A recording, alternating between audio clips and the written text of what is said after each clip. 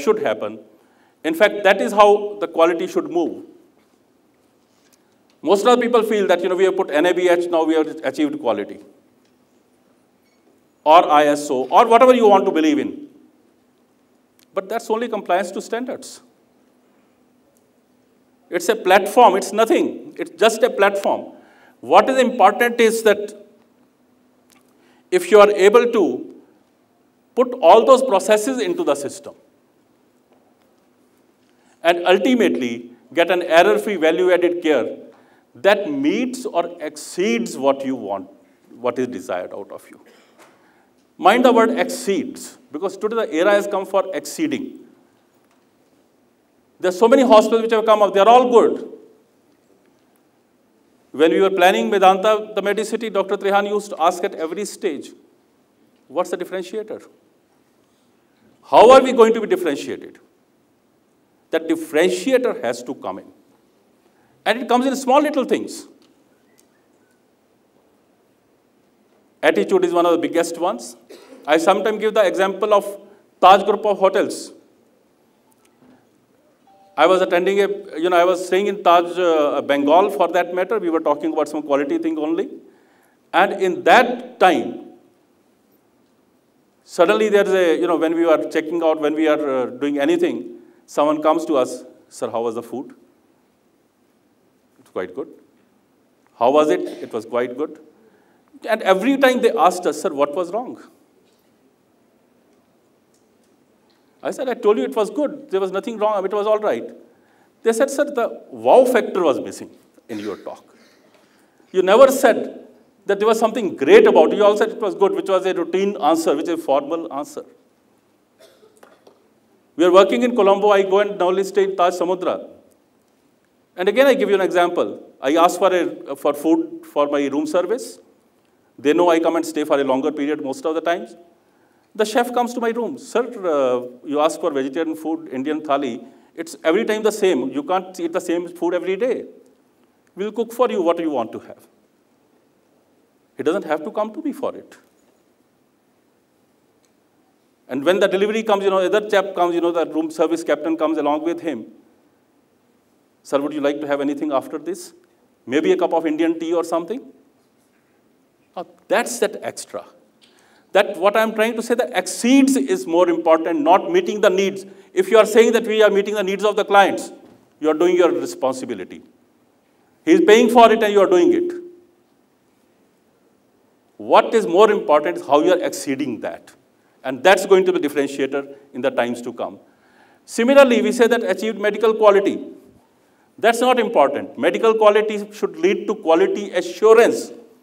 People should feel assured that they are coming to your institution, they are assured of quality. That assurance has to come in. And also, the CQI, the continuous quality improvement. If you don't keep on improving every day, your quality will go stale within 1 year. So every day you have reached this level, you raise the bar, again you raise the bar, again you raise the bar. If you don't raise the bars every day, don't think that you can be a quality institution at all. And ultimately, the total quality management. I just mentioned, you cannot say that I've got an excellent surgeon. If you don't have, along with the surgeon, a good lab, you can't say my lab is excellent, but my radiology is not so good. So everything has to be so good to make it happen. That's what the mature quality is. And also, the day has come when you are to move from current to strategic. You have to remain on the top of quality for times to come, not only for today. Your quality, it was just talked about the medical tourism. In the today's era of media and internet, everything is global. The patient comes to you armed with so much of information from the internet that sometimes you find it difficult to respond to that. So everything you do, your prescriptions, you may not get your prescription validated within the institution, but people are sending your prescription abroad for getting validated. So please be sure that global impact, niche processes, it should not only impact your organization, it should impact the community as a whole. And finally,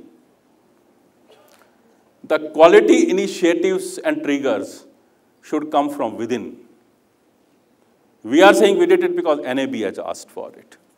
We are saying it because JCI asked for it. We are doing it because medical tourism requirement has been there.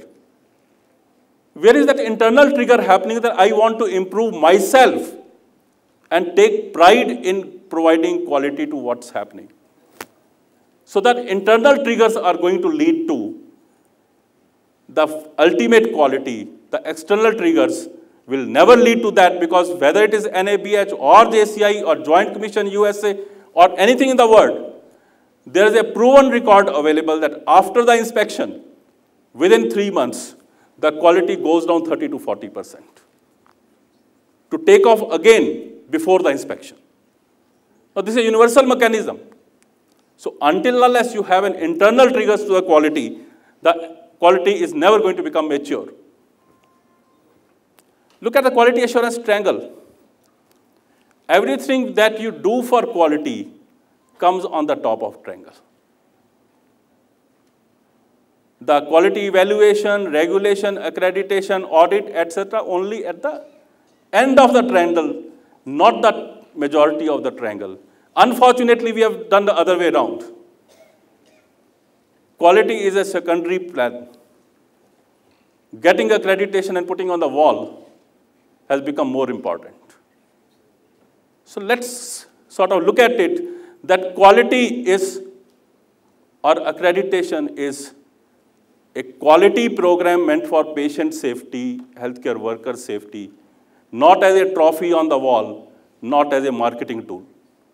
It's more of a quality tool.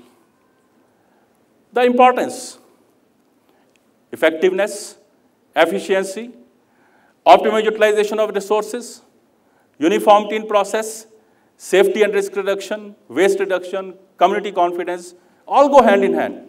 And that should lead to improved healthcare outcomes on one side. First component. Second component, reduced cost of healthcare. I want to change the myth that quality costs money or quality increases your healthcare cost. Carefully planned, it does not. When we didn't have accreditation and all that still on, I tried to start thinking at Rajiv Gandhi Cancer Institute, which I was heading at that time. And we did a complete process re-engineering to achieve these things. Result, our average length of stay in the hospital, in a cancer institution, we had an average length of stay of 6.2. We brought it down to 3.4. 180% utilization of the same bed, and that's what we achieved. In first year of operations, after putting all the quality principles in place, my operational cost went down by 6%. In that era, I saved about 2.5 crore extra. That means I wanted to buy a new CT scan. I didn't have to spend money from outside. Another example, for 7 years, my electricity bills never went up. In spite of 3 tariff revisions, in spite of getting traffic in the hospital, which was 2 times more, but my bills remained same. Not because we did anything, just because we put quality principles into our place and they helped us to achieve it. In fact, that's what becomes very important. Walmart has been in a lot of controversies, but one thing which I get from Sam Walton, who was the founder of Walmart, you can read this. There's only one boss, the customer.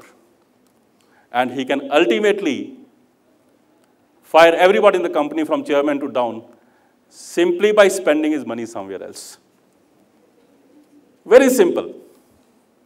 And there are enough examples in the country. I can name some of the most well-made, beautiful, well-equipped hospitals in the country where the occupancy is still 30%. So it's very much true in the sense of implementation. Who are the customers in the healthcare organization? Do you know your customers? Who all are your customers in the healthcare? I'll simplify. The patient, of course, is the most important. The attendant, the doctors, the staff, the management, the insurance, TPAs and other payers, regulatory authorities, everyone. And you have to understand the needs of every customer if you want to be successful. We don't even know our customers. I asked you a very simple question, just to do the comparison, that how well we know our customers. I just said at the beginning that when we buy something, we say, अच्छी quality की देना, he says, अच्छी quality की दे रहा हूँ. दोनों को एक दूसरे की quality के बारे में कोई पता नहीं है. I'm giving the same example here. Someone asked us a question that when you buy the nappies for the children from the market, who is the customer? When you sell the nappies, children nappy in the market, who is the customer? Is it the mother who generally buys from the market? Is it the father who pays for it? Is it the child who wears it? Who is the customer? And for whom it should be designed? No, I'm not in the classroom session, so I won't waste time on that. Otherwise, if I have 20 students, 20 people may give me different answers. But one of the most beautiful answers which came from one of the faculty members was that for whom you will design, what will you design keeping in mind? Father, mother, or child? Someone said, don't forget for child's bumps, because they are going to be the most important customer. So while you are doing this, the micro customer part should not be forgotten. That is the design part of it. Take care of that. Same is the customer. When we are talking about this, the customer has got right, there are 100 questions. When you are admitting your own family member in the hospital, 100 questions will come to your mind. I don't have time to take up every one, but as far as then, there will be a lot of issues. Is my doctor affiliated with the hospital? Does the hospital after services meet my particular need? How expensive is the hospital experience? Who is responsible for maintaining my personal plan? How extensive is the hospital referral network? Training of the surgeons, percentage of staff certified, how many nurses are there for each patient? Does the hospital have social worker? Is there a patient representative or ombudsman? Is there infection control practitioner on staff? Etc., etc. There are 100 questions which may come to you. Do you have time and way to get the answers to all that questions? No. About the bill payments, which happens to be one of the most critical issues in any hospital. 40% of the complaints in the hospital, they happen during the discharge process or the billing process. Everything has gone fine, but last 4 hours change the complete perception of the patient. So many questions, no one answer, and that's where we need what we call standardization. The standardization is answer to all that. What are the standards? Basically, an established requirement. It may be under any system, whether it's Clinical Establishment Act or NABH accreditation or TPA requirement or CGHS requirement, but standards remain standards because they become the part of the contract and they ultimately, the quality principle, structure, process, outcome, the standards determine that. Nothing else can determine it. It can't be subjective. I like your face, you are good. I don't like your face, you are not good. That cannot happen. It has to be more than that. The standards there fall in the 4 steps: the preparation, the awareness, the surveillance, and at that stage, they all put together to form what is called the standard. So when you say a standard has been brought in, it is not one day's exercise. It's few years exercise before a standard can become a standard. And that should be remembered that ultimately, it may come in any form. It may be a license. When you operate a blood bank, you need a license to operate it. A doctor, when he's coming to practice, through the medical council, he's obtained a license to practice. The certification, like ISO, is a certification. ISO is not an accreditation. It's that you are certified ISO. And accreditation, NABH, JCI, all those things, NABL, these are all accreditations. So just to understand the difference of that, There are a number of accreditation agencies across. You may choose what you like to have. I'll just touch upon 1 minute on the things because you must be aware of what all is happening. ISO 9001, 2008, though it is going out of fashion, but it still remains one of the most excellent platforms. Because even NABH standards or others, the processes have been based upon ISO. I have been myself a very strong proponent of ISO in my earlier part of life. In fact, I was the first doctor to get trained as ISO assessor in the country. Myself and Dr. Kashyap from Bangalore, we were the two first assessors, lead assessor for ISO. And that's I remember when I was attending my first lecture, someone asked me, Dr. Saab, aap yahan pe kya kar rahe ho? ISO is not for healthcare. But ultimately, it became a good platform.